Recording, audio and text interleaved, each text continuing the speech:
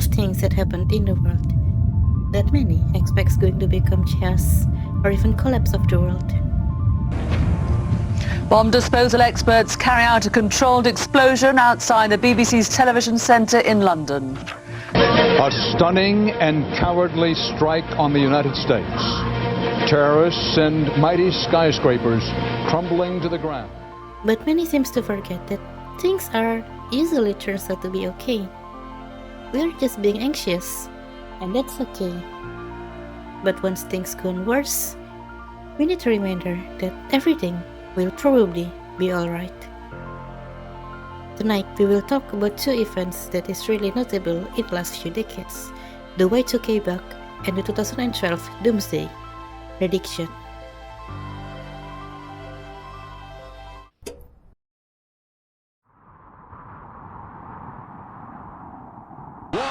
Happy 2000! The first millennium gives many people hope that humanity will thrive into the future.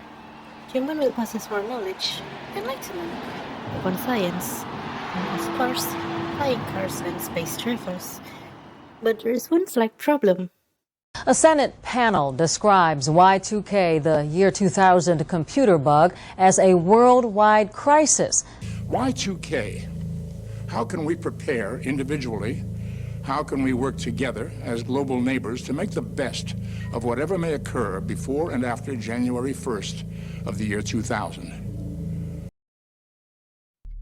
A few years before the turn of millennium, a bug in the computer code was found, and it was found all over the place, especially in the mainframe and older DOS computer. This bug is what later called the Y2K bug. But what is it? Well, let's go deeper. In the early age of computer, where the smallest computer was as big as a server rack and requires you at least two-phase electric outlet, memory is also a luxury. So saving memory was in every programmer's mind. Knowing or expecting the computer wouldn't be used until the turn of millennium, they decide to remove the first two digits of the year and saving on the last two digits, where it would actually change each year. Some of you might see this as a very small saving. After all, it's just two digits. But consider this. Computers are tend to be used for tabulating, with thousands of data entering each memory. So saving even just 2 bits of memory can mean anything when you see the scale of it. From C++ to Fortran, this seems to be the standard in terms of saving data, dates, and time. And it's no wonder that when the millennium comes to dawn, when they expect their software to not run any longer, it still runs. Banking, heavy industries, transportation, even my cell silos, some of them were not programmed to run after 1999 due to this limitation. And what happened when this happened? Well, normally, it just goes back to 1900s. Not a biggie, right? No. Remember, who is the main industries who use this system? They are banks, and they are more sensitive to dates. After all, they use computer to automate many things, including loan track records and money flow. So, having your loan suddenly due in 1900 definitely going to freak some computer out. For that, you'd be overdue for 100 years. And it didn't even help with the over-dramatization that done by the mass media and even the Hollywood. Now you see why everyone freaks out. The dates become closer and closer, with some are readying themselves with guns, ammos, and bracing for the end of the world. And nothing happened. Not everyone, of course, confused, and not everyone were happy about it. But let me tell you a little secret, why the Y2K was not as big of a deal as we all thought. It's been mitigated before everyone was freaking out. Every computer after 1970s actually already pretty much Y2K compliant by hardware. They just need a little bit of patch, and that's something that most of computer companies are already doing. So yeah, except that There's two places in Japan where the radiation monitoring equipment was failed at midnight in Ishikawa, and alarm also sound in Onagawa. There is no harm happened. Australian bus ticket machines said to be failed to operate. One that might be crucial, actually still in Japan, is that some phones in NTT Docomo network deletes new messages instead of the old ones when the memory is full. And from there, you can see most of the system are low-profile embedded system that, as expected, can be just patched remotely. And they did.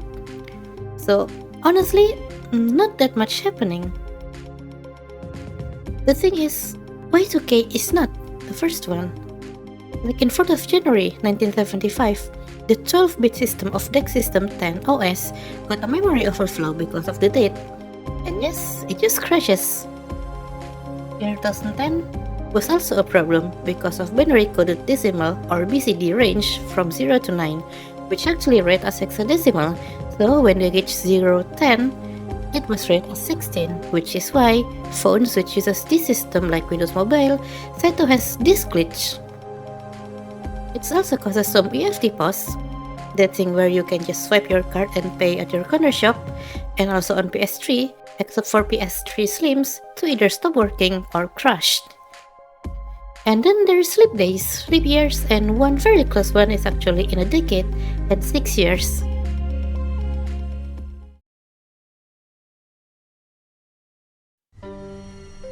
On the 9th of January 2038, every computer that runs 32-bit system will fail to continue working. At least, that was what would seem to be happen. Now, some of you might hold for a moment and say, wait a minute, if my computer is 32-bit based and I'm running Win32, doesn't mean I'm going to be skewed. Fortunately for you, Windows folks, this date is not a doomsday for you because Windows NT epoch, or the time when they start counting up, is actually on the 1st of January 1601. And yeah, it's actually that far back and been counting up every 100 nanoseconds. So no, your Windows XP and Windows 2000 will run just fine, but everyone who uses Linux or any Nix-like will be affected.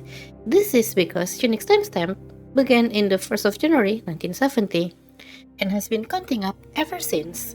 And at 3:14:08 seconds UTC, on the morning of the 19th of January 2038, the 32-bit integer of many 32-bit computer will be overflowed and time will go back to 1901, if no one fixes it. Now, this one is not just the fact that it's still over a decade to go, but also we are in the time where there is not a lot of things that are using 32-bit integer to begin with. Many computers, even embedded ones, were at least using 64-bit systems. However, there is still precautions to be made, mostly by banks and heavy industries, and important infrastructures like electricity grid and water supplies. Just because the system ran on 64-bit OS with 64-bit processor, the programs were still possibly written and running at 32-bit mode, in which, well, it will fail in a way or another. But you know, we still have over a decade. They probably have enough time to fix that.